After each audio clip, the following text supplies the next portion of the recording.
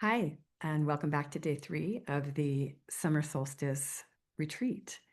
So, today we are going to focus on, because it is the solstice, so happy solstice. And what we're going to focus on today is working with, or perhaps more passively, noticing the mind.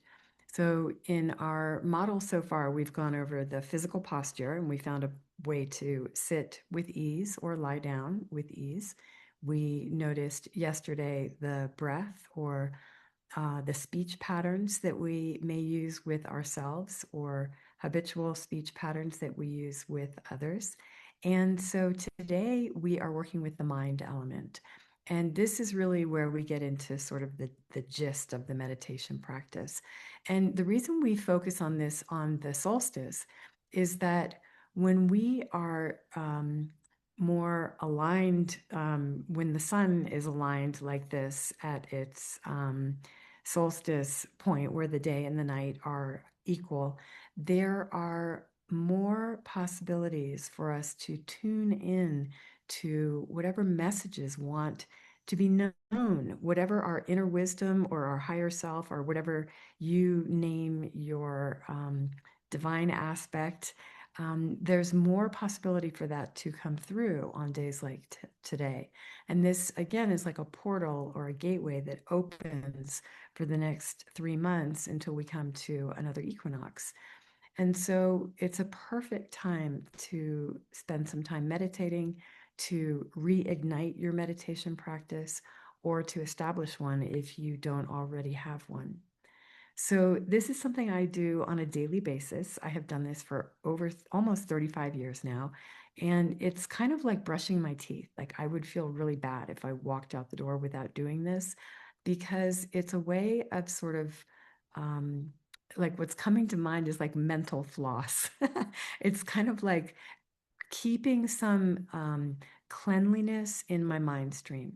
Because when things accumulate, then it's harder to work through them. And that's when emotional sort of blockages come up.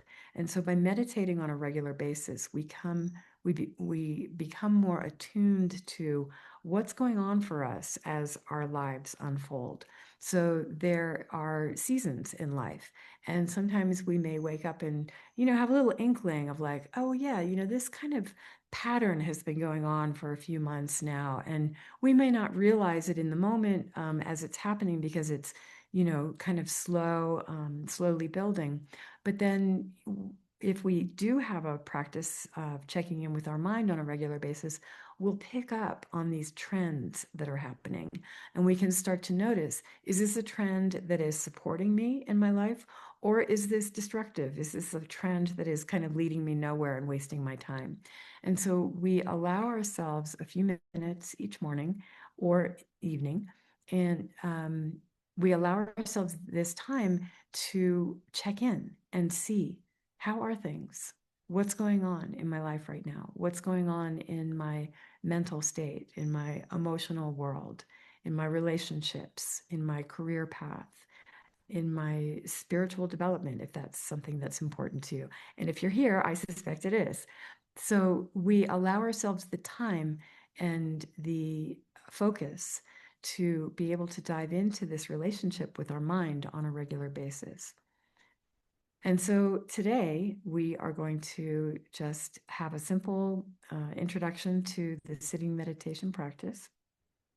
And you've already got the first 2 steps, which is finding a posture for your body where you can sit. And it's very important in this practice that your spine be straight. And so even if you're lying down, you want to just make sure that you're aligned somehow. And the way you know you're aligned is because your breathing flows. So when you are seated, you don't want to be, if you're on a chair, you don't want to be seated against the back of the chair. If you're on a cushion or some other piece of furniture, you want to just make sure that you're directly on top of your sit bones, so that your spine, it's almost as if you had a thread coming out the top of the head. Imagine you had that and it pulled your spine up so that your skeleton can just sort of fall into place. And then we bring the focus to the breath. The awareness watches the breath. And when you notice something coming into your awareness, whether it's a sensation, an observation from your environment, a memory of the past, a fantasy of the future, whatever we notice, we just come back to the breath. And after we establish that rhythm, that focus of coming back to the breath, which will not feel satisfying, just to say, it doesn't feel like you're meditating at first when you first start meditating. It just feels like a lot of work of coming back to the breath. But trust it and stay with it if you can. And when we have established some rhythm in this, then we are able to take a step even further back in our mental awareness and just notice this faculty of awareness. What or who is observing this process of you following the breath?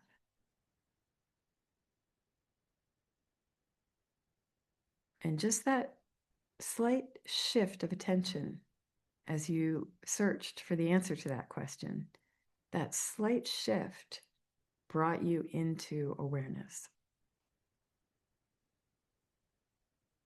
And so we use the breath as sort of training wheels for the meditation. And after you've established some sense of comfort or rhythm with that, then we can bring our focus to the gap between the thoughts and the breath, the gap between breaths, the gap between sounds.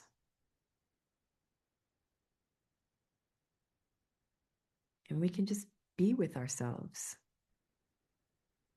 noticing what arises when we pay attention to those gaps.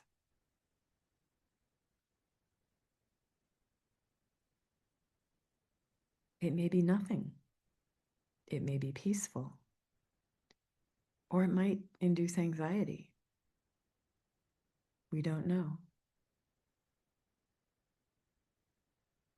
And we can allow the sensations of the environment. I just heard a hummingbird. It's there, and then it's not there. And I'm back to the gap. And we rest in that spacious gap between mental events, letting ourselves rest there.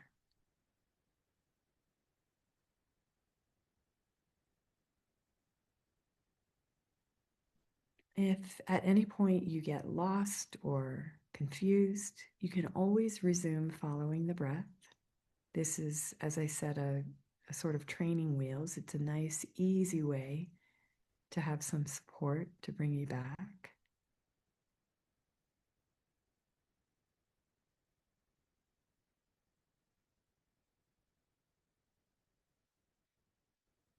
But the beauty of this practice of resting in the spacious gap of awareness is that we open ourselves to messages, ideas, insights, inspiration about how to shift the focus in our lives to remain in alignment with our higher calling, with our mental and emotional wellness, within our families and relationships. And so while we do this practice formally on the meditation cushion or on the yoga mat, as the case may be, we can also bring this practice to daily life. So as you find yourself in those in-between moments, maybe walking to your car, coming out of the grocery store, driving in traffic, see if you can incorporate moments of awareness into those transitional times and see what comes to you. Sometimes you might just hear mundane things. It might be, the sounds of your environment. But every once in a while, if we are paying attention, we get little signs. A bald eagle lands on our car. Who knows? And sometimes these signs might just be sort of fun and interesting and exciting, but sometimes they have meaning. And sometimes we get messages that lead us to take decisions or make choices that shift the direction of our world, of our lives. But the only way that we become aware of these messages is if we have a practice of being aware.